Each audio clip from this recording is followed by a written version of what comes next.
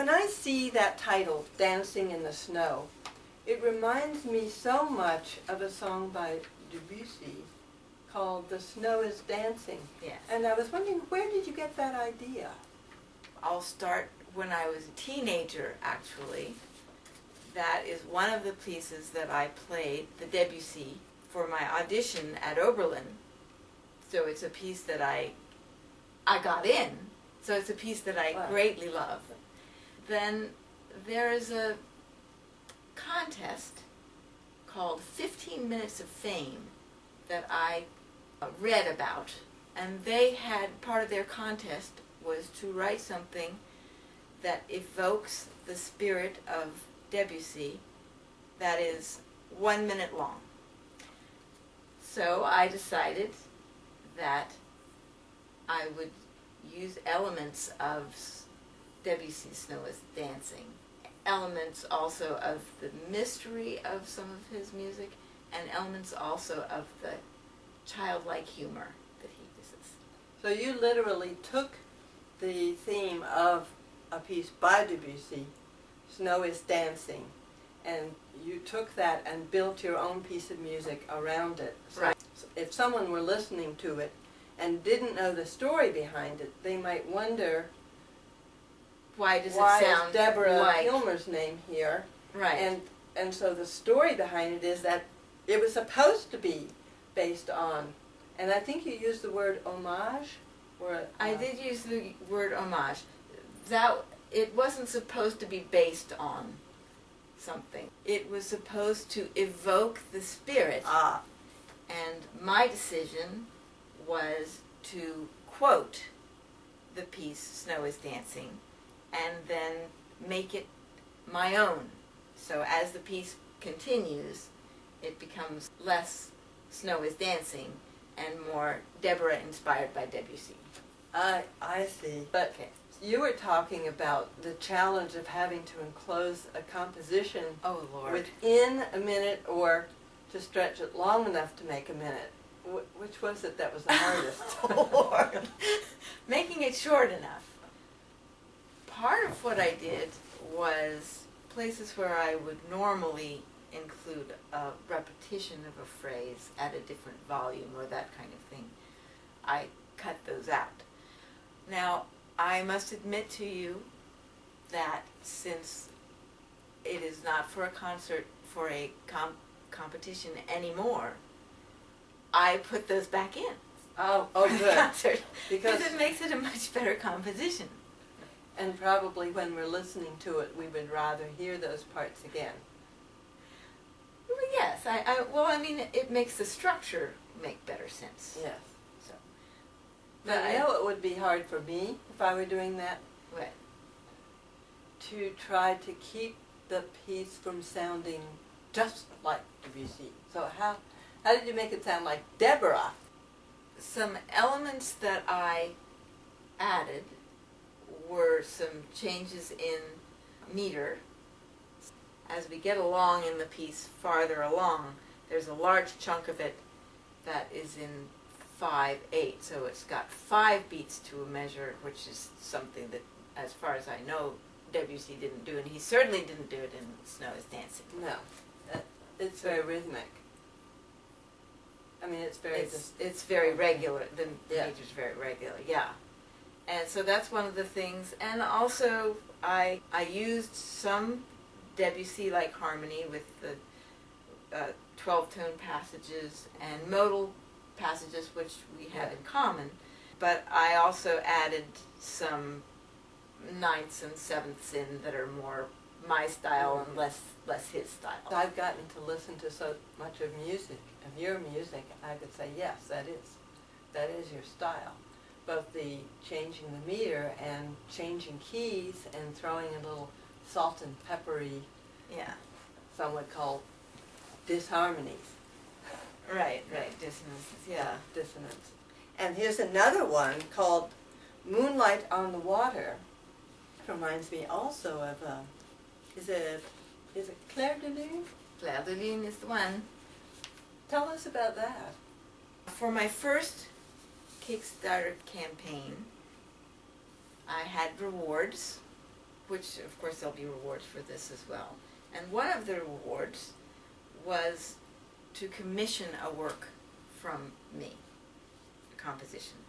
Do you mean that if people contribute to Kickstarter, they might actually get to have you write a piece of music for them? That is And that exactly right. you would put the same kind of energy into writing a piece of music for one of us? Absolutely. Hours and hours of work, and I get very, very excited about any piece of writing that I do, and I really have enjoyed writing for commission. So this is a commission, This is a and commission. this is a prize. It's like Yes. a prize. Yes. The person who commissioned this was actually one of the performers. He's a singer named Luke Peterson, and he came to me and said that he wanted a piece for his wife for their first anniversary. And so I found that very exciting. And I asked him if he could give me some ideas of the sorts of music that she likes. And he told me that her favorite piece is Clair de Lune. In fact, she had come up the aisle at her wedding Oh my. to that music. And he said, so even if you just quote the first measure, she'll be thrilled. So that is where this comes from. That's wonderful, and I actually got to kind of hear this piece of music being born. I remember listening to you working on it, and there were places I remember where it sounded very structured, but then when I heard this last one and got to see it, there's something about it that's so much more free, and that makes me think more of the way water moves and the way light moves on the water. I was wondering, what did you do to make the music sound so much more free? Well, there was a passage in the music that I was having trouble with. I was trying to make a transition, change of key, and I was doing it intellectually and working it out by following the rules of harmony. And to me, it sounded very stiff. So I played it for you, as I'm sure you remember, Yeah. and you agreed with me, though you were very tactful about it. And you suggested that I play arpeggios in the left hand, just so broken chords in the left hand. The kind of And rolling sound that you have here? The rolling sound I have, yes. And improvise those, and improvise harmonic change in that way, and leave out the right hand while I did that. So I did that, and then I added, that gave a very organic harmonic change, and then I added the right hand on top of that, and was able to work it out that way. Let's listen to a little bit of that.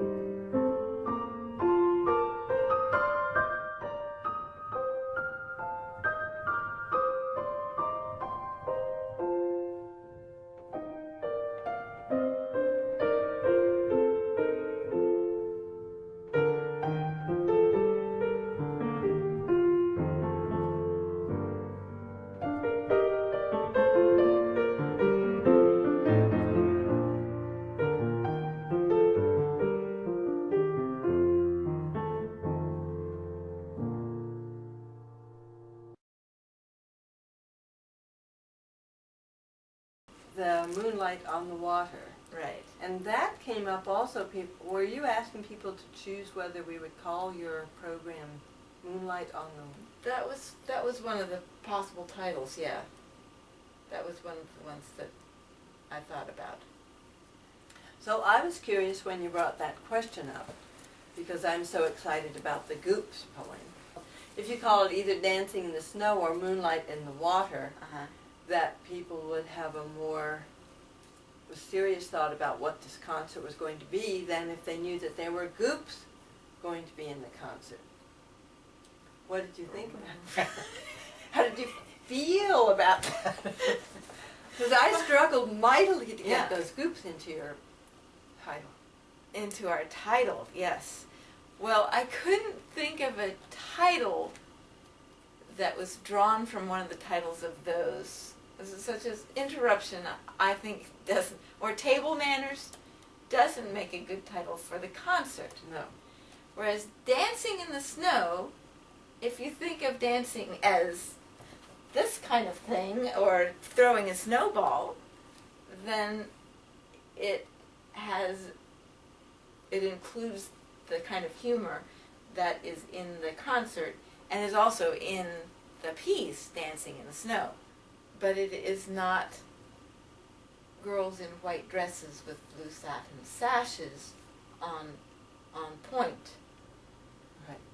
So the idea is it's dancing, but it's dancing for fun, almost and wildly with at humor. times. With snowballs, with laughing, that kind of thing. Okay. I get it. You really were including the Goops in your mind when you were coming up with this. I mean, the Goops get to be in there. Yes. One person, when we were talking about the title, several people sent comments, which I find very, very useful. And one of them was that Dancing in the Snow seems childish. I definitely saw her point. I thought it was a good point. But actually, that is part of the reason for the title. Yeah. Is that it includes that childish sense of wonder. I remember that. That's all. And humor. Yes. So that's where the Goops come in. I like that. Yeah. So now we're to the Goops. Tell me about the Goops, because if you're younger than us, you may never have heard of the Goops. When I was a child, to my parents, manners were very important. And we were well-mannered children. I learned to curtsy when I was small. And we had very formal ways that we were allowed to express ourselves. But my parents were also very loving and had a sense of humor. And my dad loved to read to us. So some of the books that he read were these collections of poems, one of which is called The Goops and How to Beat Them. And the Goops are ill-mannered children. And the So I'm books sure we were delighted to hear that there was such a thing as an ill-mannered child that Daddy would laugh at. It could well be. And he always read the poems with a twinkle. Yeah. And the poems are in themselves pretty funny, in my opinion. So, and the illustrations in the book also make it clear that it's all in good humor. Yes. Well, there's one Goop poem that seems pretty serious. I don't remember this poem until I heard your version, and it really sounds sad and serious. It does. Very sad. This is a poem called Consideration. And the words I will actually read to you, so I'll get them right. When you're old and get to be 34 or 43, don't you hope that you will see children all respect you? Will they, without being told, wait on you when you are old? Or be heedless, selfish, cold, I hope they'll not neglect you. It's very sad. It really is. It really It is. is, and the music is sad. And the music is very sad. Yes.